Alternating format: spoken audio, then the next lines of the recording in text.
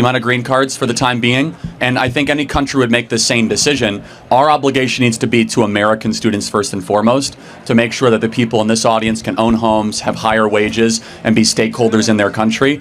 So hey my love, so you're welcome back to my channel. It's your girl BB Health, and I'm back again for another reaction video. So I bring to you Charlie Kirk, and the title of this one is "Should Green Card Holder Who Love American Be Exempt from Deportation?"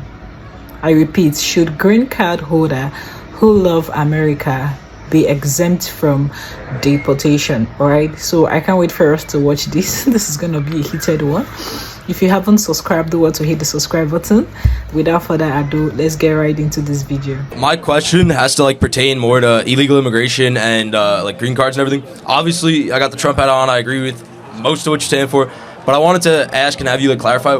Obviously, the border wall and deportations and everything are necessary now, but what do you see as the future for a policy to get people like my friend here, that he's on a student visa now, his family was deported back to Mexico?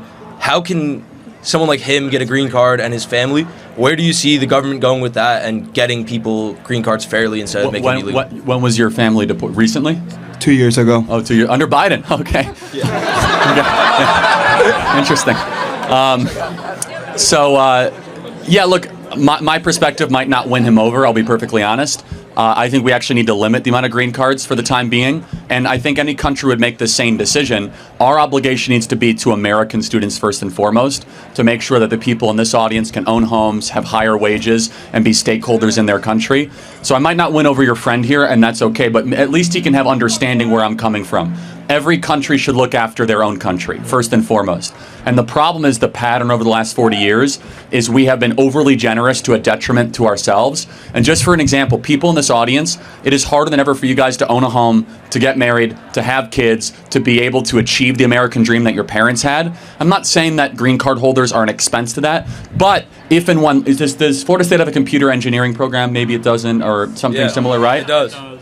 For example, let's just take the H-1B program. I think it's wrong to import workers from foreign countries to compete against you guys as computer science engineering students, where you guys should be given priority as American students above foreign students. And so I might not win over your friend here. However, if we can then get back to a prosperous, more robust economic circumstance, we should always have a merit-based immigration policy. No illegal immigration, very limited legal immigration. That should be always merit-based.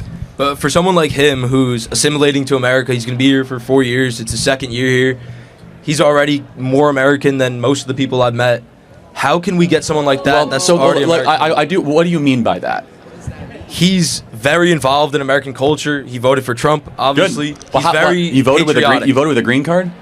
No, I didn't vote. Oh, okay, I was gonna say, yeah. He was gonna vote. He supported Trump, but yeah, got it. Supported Trump. Yeah, again, but he's very patriotic, and I know you saw the protesters over there. They don't like America. Why are they here and he's not? Well, I mean, they were raised here, so you have to have some social contract for being, born here and keeping that together.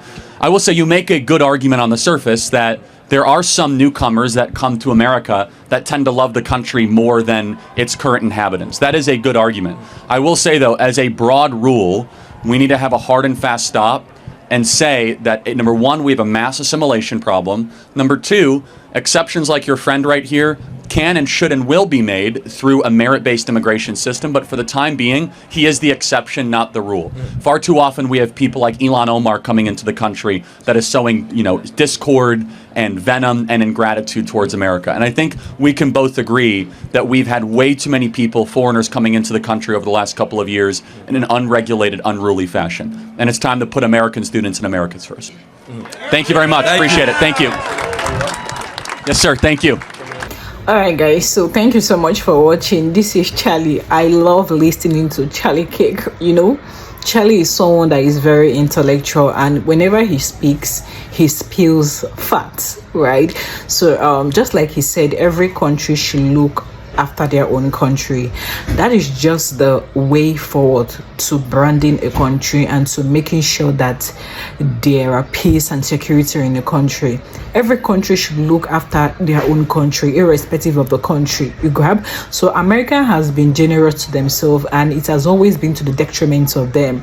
We talk about illegal immigration all the time here on my channel. I say this countless times, all right, that you want to move to a country, you're moving into a country because of some credible reason, and you're moving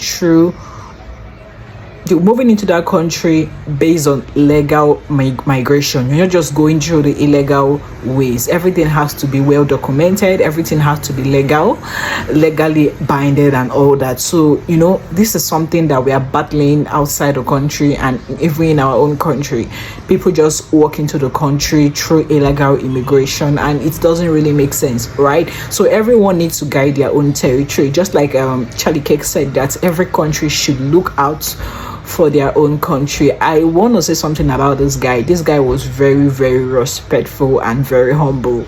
Like, it's one thing to see someone walking here, have a comprehensive conversation with Charlie without coming to rant or without coming to throw abuses, or I love the fact that he was very decent in his conversation.